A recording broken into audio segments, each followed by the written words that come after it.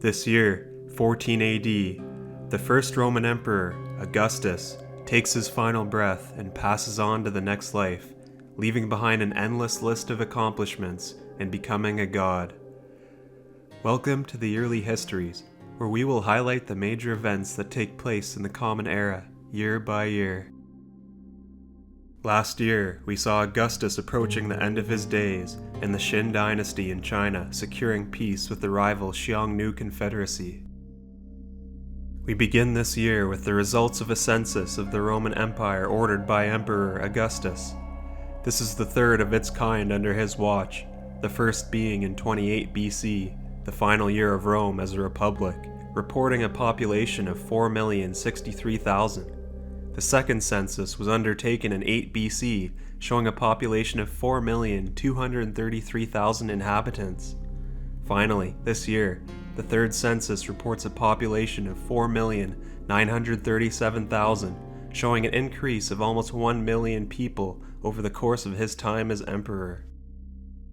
The elderly Emperor Augustus, now 75 years old, decides to leave Rome and spend the rest of the sweltering summer in his villa located in the southern Italian countryside. But first, he pays a visit to his exiled grandson, Agrippa Posthumus, on the island of Planitia. He makes his peace with his former heir, whose brutish behavior forced Augustus's hand to strip him of his titles and send him off into exile in 7 AD. While continuing his journey to the south, he catches a chill and develops a debilitating weakness in his intestines. He recuperates for 4 days on the island of Capri before continuing his journey and arrives in Neapolis, where he meets up with Tiberius. After moving on, he still hasn't fully recovered from his recent sickness, but arrives in Nola. There, his health takes a turn for the worse and reaches a critical point. Tiberius moves quickly to join the emperor at his bedside, where Augustus grants Tiberius his blessing and mutters a few final words to him.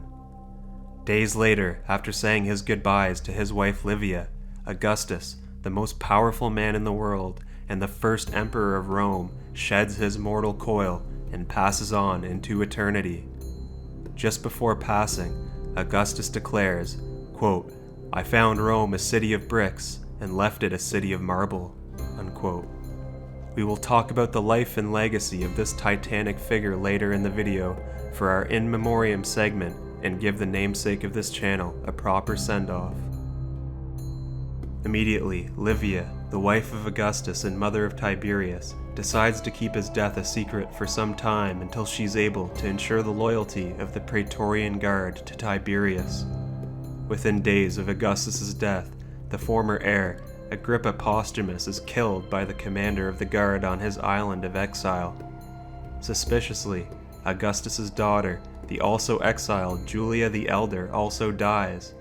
There is no evidence that Livia nor Tiberius had a hand in either death, but that does not stop suspicious rumors from spreading. Once the news of Augustus's death proliferates, the succession process begins. His body is transported back to Rome, where the funeral events kick off.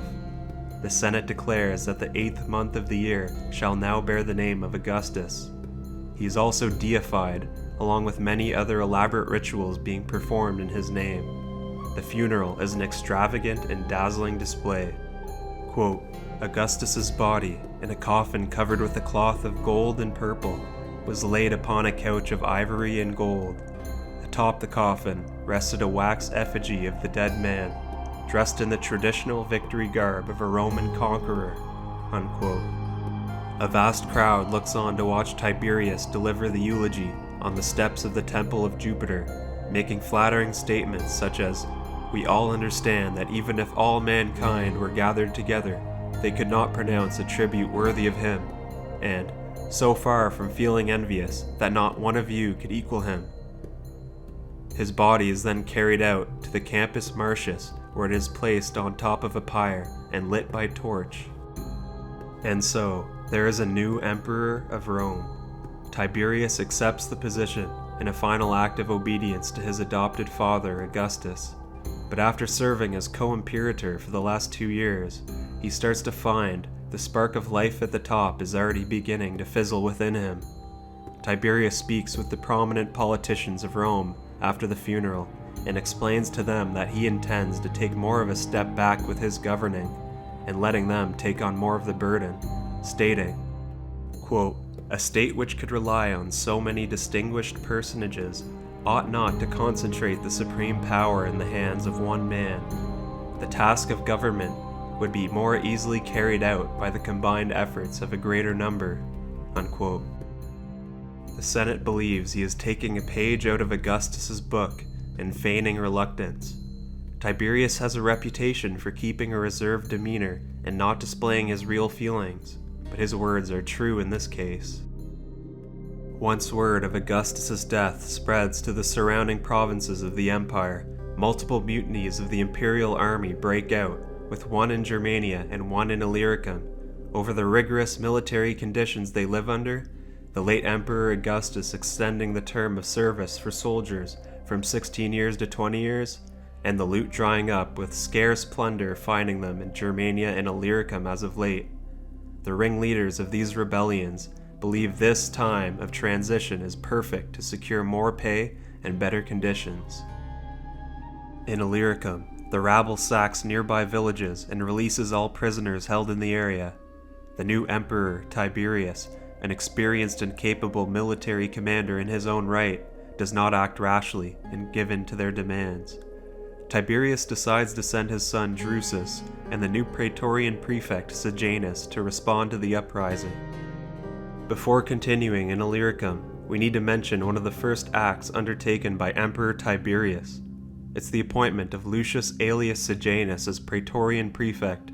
Sejanus's father, Lucius Strabo, is already the current praetorian prefect, but they will work jointly in this venture. The praetorian prefect's role is the commander of the Praetorian Guard, the official bodyguard of the Emperor of Rome. They also work as escorts for high political officials and are bodyguards for the senior officers of the Roman legions. The Praetorian Guard was established by Emperor Augustus in 27 BC as his personal security escort, and they've been an important institution ever since. And so, Drusus arrives in Illyricum with his army, and the gods bestow great luck upon him instantly. A lunar eclipse takes place overnight, and the superstitious rebels take it as a sign of the god Jupiter's divine judgment. Just like that, the flame of rebellion dies out, and Drusus has the ringleaders executed. Now, over to the rebellion in Germania, where Germanicus has no such fortune. 4 legions rise up and kill their officers. Germanicus finally arrives and restores some semblance of order with a speech reminding them of their service to the divine Augustus. The mutinous troops are not satisfied with this message and shout out for better conditions. All of Germanicus's attempts fail, and he is taken away by his entourage before the situation gets further out of hand. Germanicus decides to cave in to their demands and declares the immediate discharge of all veterans who have served more than 16 years and pays their demobilization bonuses from his own funds. But the troops suspect the Senate will not agree to these conditions, and the mutiny continues. Worried about escalating violence, Germanicus sends his wife and child away, but the rebels do not let them leave. Finally, Germanicus erupts with anger and delivers a ruthless speech, reaming out the troops, shouting, "You men who have used your fortifications and weapons to blockade your emperor's son can hardly be called soldiers." The passionate words of their commander causes a change of heart in the soldiers, and they flip to his side, rounding up the ringleaders themselves and executing them after a makeshift tribunal. And so, order is restored to 2 of the 4 mutinous legions, but there still remains the other 2 at Vetera Castra along the Rhine. Germanicus sends word ahead, saying that if they punish the leaders of the uprising themselves, the matter will be considered closed. A brutal massacre takes place in the camps, and horrific scenes ensue, where men who considered each other friends just a day ago turn on one another in a violent fury. As Germanicus enters the camps, he acts horrified by what took place. Attempting to solidify the loyalty of his troops, Germanicus orders raids on the Germanic tribe called the Marsi, located on the upper Ruhr River. The Roman army massacres villages of the Marsi and plunder the surrounding territory.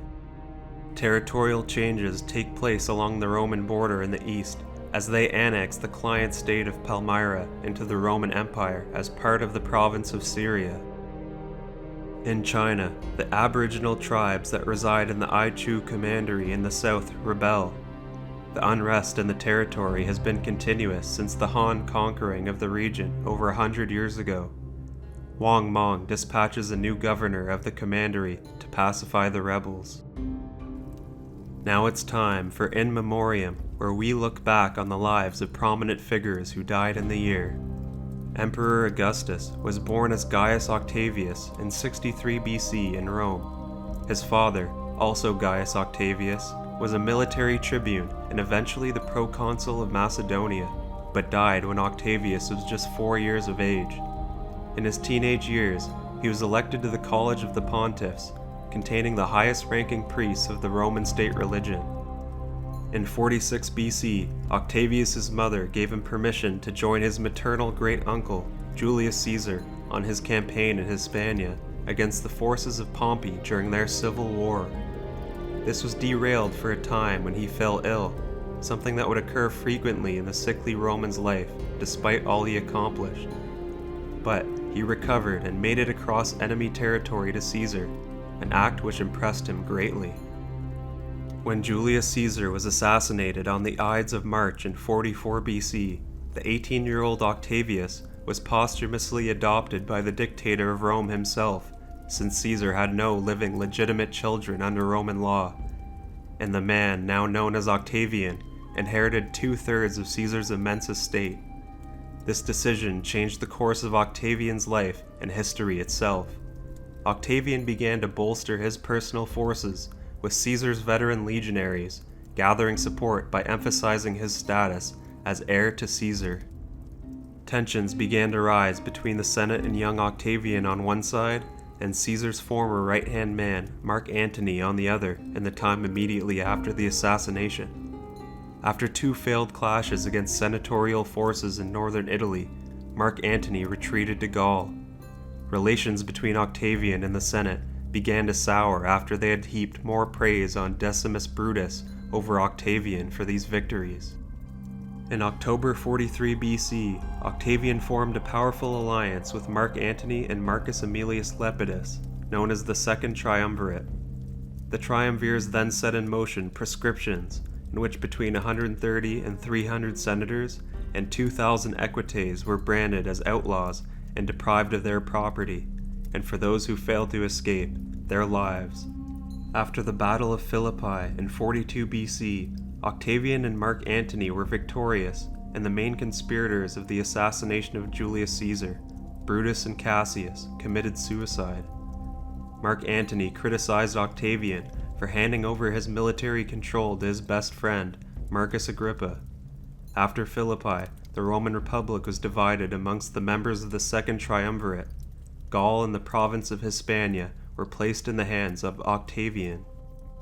In 40 BC, Mark Antony left Egypt and his new love affair with Cleopatra to attack Octavian's forces at Brundisium in Italy, but they later reconciled. Octavian turned his attention to Sextus Pompeius, the son of Pompey, who had recently taken control of Sicily and was blocking grain shipments to Rome. Sextus Pompeius's troops and fleet were no match for Marcus Agrippa, and he defeated them soundly. The relationship between Octavian and his second triumvirate partner Lepidus soured when Lepidus claimed Sicily for himself, but his troops defected to Octavian, causing Lepidus to surrender to him. While Mark Antony was in the east campaigning against the Parthians, Octavian began to turn the Romans at home against him, proclaiming he was becoming less Roman with his partnership with Cleopatra and his years spent in Egypt. This worked, and in 32 BC the Senate officially revoked Antony's powers as consul and declared war on Cleopatra's regime in Egypt. Marcus Agrippa was able to defeat Mark Antony and Cleopatra's army with major victories such as at the Battle of Actium, and they committed suicide together while on the run in Greece in 30 BC. After Actium, Octavian was in a position to rule the entire republic under an unofficial principate, but he had to achieve this through incremental power gains. He did so by courting the Senate and the people while upholding the republican traditions of Rome, appearing that he was not aspiring to dictatorship or monarchy. Marching into Rome, Octavian and Agrippa were elected as consuls by the Senate. Octavian made a show of returning full power to the Roman Senate and relinquished his control of the Roman provinces and their armies. Under his consulship, however, the Senate had little power in initiating legislation by introducing bills for senatorial debate. Octavian was no longer in direct control of the provinces and their armies, but he retained the loyalty of active-duty soldiers and veterans alike. In 27 BC, Octavian became the first emperor of Rome, with the Senate bestowing the title of Augustus onto him, meaning to increase or to augment. The Senate also confirmed his position as Princeps Senatus, which originally meant the member of the Senate with the highest precedence, but in this case, it became an almost regnal title for a leader who is first in charge. Over the course of his time as emperor, he accumulated many prestigious political positions and titles, such as tribune, censor, and pater patriae, meaning father of the country, until he was virtually unchallenged. By the end of his time in power, his imperial army had conquered such territories as Egypt, northern Hispania, the Alpine regions of Raetia and Noricum, Illyricum, and Pannonia. Although the disastrous defeat of the Roman army at the Teutoburg Forest by the Germanic tribes in 9 AD put a stain on his martial legacy. Augustus failed to secure his succession at first, as he passed through heirs such as his grandchildren, Gaius and Lucius Caesar, and Agrippa Postumus, until finally landing on Tiberius, who he adopted and eventually named sole heir. Emperor Augustus leaves a profound legacy behind, founding a powerful and stable empire from the embers of a fractured and devastated republic. Augustus established enduring institutions like the Praetorian Guard and initiated an era of relative peace known as the Pax Romana. Augustus's political genius, ability to delegate tasks to capable leaders, military successes, and ability to maintain order without repressive autocracy solidified his reputation as one of history's greatest rulers and established a standard to which all future emperors will be compared. We will leave this year, 14 AD, with the death of Emperor Augustus, Tiberius subsequently taking up the mantle of Roman Emperor, and more unrest in Qin China. If you enjoyed this video, please like and subscribe to be notified when the next iteration of the yearly histories will be released. Thanks for watching, and I will see you next year in 15 AD to continue the fascinating stories of the world of antiquity and cover its major events.